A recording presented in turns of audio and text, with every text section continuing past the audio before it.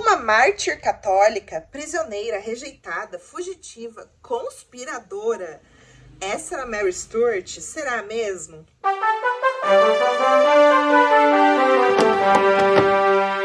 Olá, curiosos! Tudo bem com vocês? Sejam bem-vindos a mais um vídeo depois de um tempinho, né, de perrengue, mas estamos de volta. E o nosso vídeo de hoje é sobre Mary Stuart, a rainha da Escócia. Esta que nasceu em 8 de dezembro de 1542 e faleceu em 8 de fevereiro de 1587. Antes da hora, eu diria. Poderia ter durado mais, né? Deixa eu tirar essa garrafa enorme pra mim daqui. Sua mãe, Marie de Guise, quase casou com o Henrique VIII. Quase não, né? Ele queria ela, rejeitou ele algumas vezes, sorte a dela. E então Marie de Guise casou-se com James V, rei da Escócia. Agora, então ela era rainha consorte da Escócia. Ela engravida, o bebê era uma menina, bebê esta que seria rainha da Escócia com apenas 6 dias, gente. Porque o pai dela simplesmente morre. Então, desde sempre, Mary Stuart estava acostumada a ter todos aos seus pés, né? Imagina você se tornar uma rainha de uma nação, ainda bebê. Então, assim, ela não ouvia muito não, digamos assim, né? E ela não precisou amadurecer, ela não precisou passar por coisas difíceis que fizeram com que ela criasse uma casca dura, né? Assim como Catarina de Médici, que seria sua sogra, né? E Elizabeth, sua prima, elas passaram por coisas terríveis na vida. Então isso fez com que elas amadurecessem, com que elas ficassem espertas no rolê também, né? Ela era uma bebê, a Escócia era governada por regentes. Até que ela atingisse a idade adulta, então. Mas até lá, gente, aconteceu tanta coisa. Mas tanta coisa na vida de Mary Stuart. Ela foi, inclusive, prometida a Edward, o filho do Henrique VIII. Então, eles deveriam se casar, assim, cessaria a guerra entre Inglaterra e Escócia. Porém, a coroa escocesa não aceitou. Esse, né, é o tal Tratado de Greenwich. Então, com a rejeição desse tratado, só piorou os conflitos. Marie de Guise teve que fugir com a sua filha e ela então fez um acordo com a França para mandar Mary Stuart em segurança para a França, fugindo de quem? Do tóxico VIII, né? Então, aí veio um outro tratado, né? Agora com a França. Mary Stuart deveria casar-se com Francisco, que era filho de Henrique II, marido de Catarina de Médici. Esse foi conhecido como Tratado de Haddington. Então, com 5 anos de idade, Mary Stuart foi para a França e começa a ser educada ao lado do seu futuro marido, Francis. Eles cresceram como irmãos, na verdade. E Catarina de Médici criava a menina, Mary Stuart, como uma filha. Afinal, ela estava longe da família, longe da mãe, né? Longe do seu país. Só que nem sempre, conforme a Mary fosse crescendo, ela sabia que ela era uma rainha da Escócia. Então, ela se achava superior a Catarina de Médici. Então, não se engane com Rain, tá?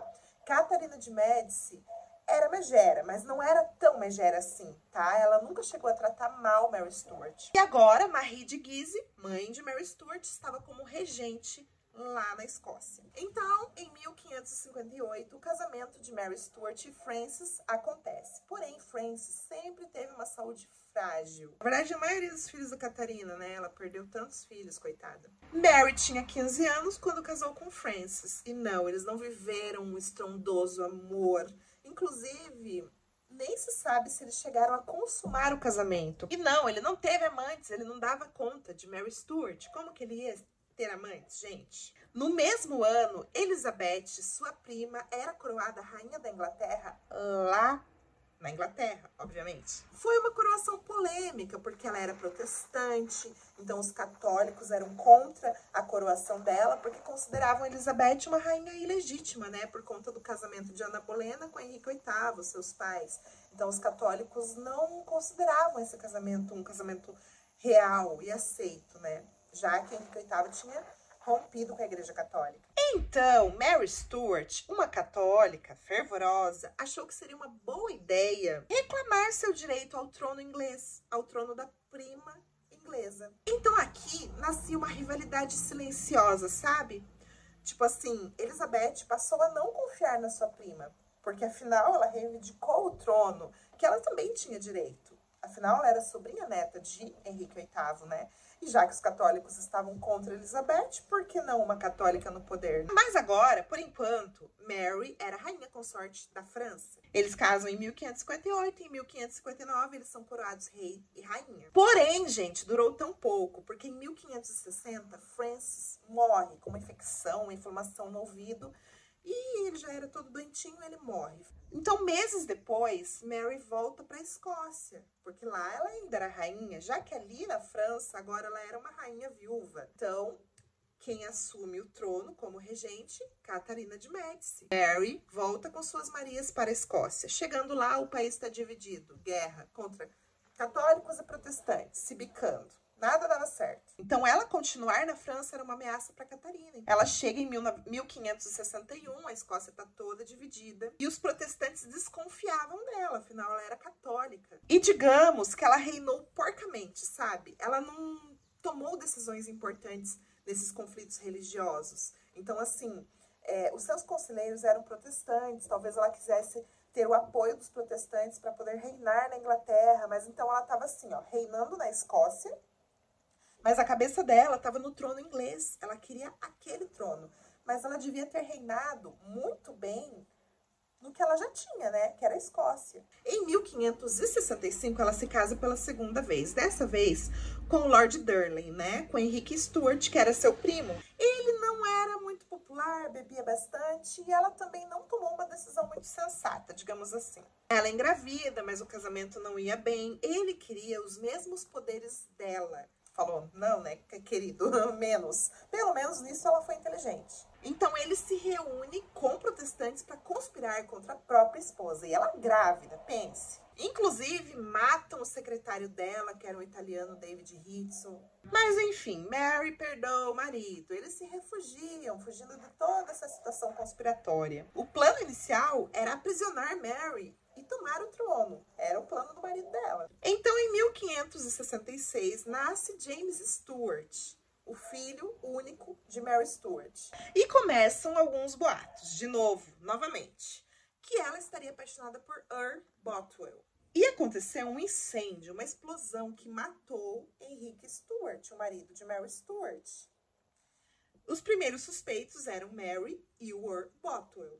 Agora, Mary Stuart estava viúva pela segunda vez. E detalhe, ela logo começa um relacionamento com o Bothwell e eles se casam 12 dias após ele se divorciar da esposa. Então, para as pessoas ficou muito claro que realmente os dois estavam envolvidos na morte de Henrique Stuart. Anos mais tarde foi comprovado que não, que Mary não tinha nada a ver com isso mesmo. Mas a reputação dela estava de mal a pior. Ela pediu auxílio na França, que a coisa estava ficando muito feia ali na Escócia. Pediu auxílio para sua ex-sogra, né, Catarina de Médici, que fez a egípcia, fingiu que não era com ela e ignorou Mary Stuart, sábia. Então ela pediu auxílio para quem? Sua prima inglesa, no qual ela já tinha reivindicado o trono. Elizabeth falou, beleza, venha, pode vir. Só que, na verdade, foi um apoio, assim, enganoso, né? Mary vai para Inglaterra, mas fica 19 anos presa. Inclusive, Mary e Elizabeth nunca se conheceram cara a cara. Elas trocavam cartas. Mas, inclusive, Elizabeth era a madrinha de James. Mas frente a frente, nunca se encontraram. E nisso, né, claro, o filho já tinha nascido e tudo mais, ele ficou na Escócia, reinando na Escócia, né, com os regentes e tudo mais, e lá ele cresceu. Então, quase nunca viu sua mãe na vida, viu quando era pequenininho. A gente fala que Mary ficou aprisionada, mas não foi no mausoléu, né, gente, não foi num calabouço, presa com correntes, não era bem assim, ela ficava em lugares bons, em lugares, assim, dignos de uma rainha. Porém, ela era supervisionada dia e noite, não podia sair dali. Mas ela comia, bebia, tinha boas roupas, cobertor, tudo mais. E a conspiração? Realmente aconteceu uma conspiração de Mary para com sua prima? Pois é, gente, aconteceu. Sinto muito te informar, mas em 1586 foram descobertas as provas, as cartas de Mary Stuart conspirando e mandando assassinar sua prima. Por que e como isso foi descoberto? Gente, Elizabeth, como eu disse, ela era criada. Então, tipo assim, Ela sabia, ela era muito inteligente e estrategista. Ela tinha espiões, ela não poderia confiar na sua prima. Ela foi levada a julgamento, condenada à morte. Elizabeth, inclusive, hesitou de assinar a morte dela, sabe? Porque uma rainha matando outra rainha era algo bem pesado, não é verdade? E a Escócia poderia se unir às potências católicas e ir com tudo para cima da Inglaterra. Então ela pensou muito bem antes de tomar essa decisão. Mas daí tinha Felipe da Espanha, que Elizabeth já tinha recusado, não queria casar com ele. Este, que era casado com Mary Tudor, a irmã mais velha de Elizabeth. Então ele ficou viúvo, pediu Elizabeth em casamento. Elizabeth também fez a egípcia. Falou, vou pensar, quem sabe um dia, e nunca mais deu resposta, né? Ele também, a ideia dele era resgatar Mary Stuart e tudo mais. Então, após a morte de Mary Stuart, aconteceu a invasão espanhola. Claro que a Espanha foi derrotada, né? Em 8 de fevereiro de 1587, Mary Stuart é decapitada. E ela vai com o vestido todo vermelho, e ela ora, né? Suas últimas palavras foram uma oração em latim. Então, ela é considerada por muitos, inclusive, uma mártir católica. E essa era a ideia, né? E a execução dela foi bem terrível, assim. Eu não vou falar da execução aqui, que eu já fiz vídeo sobre isso. Mas foi bem triste. Precisou de 3 machadadas para que ela pudesse, de fato, morrer. Tudo bem. Beleza. E agora? Elizabeth, como a gente sabe, ela não casou, ela não teve filhos. E adivinhem só quem era o sucessor de Elizabeth. Lembra o filho de Mary Stuart que ficou lá na Escócia? Este unificou a coroa inglesa e escocesa.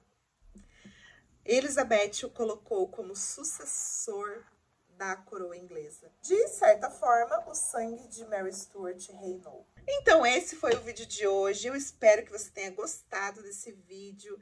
Até a próxima. Um grande beijo. Tchau, tchau.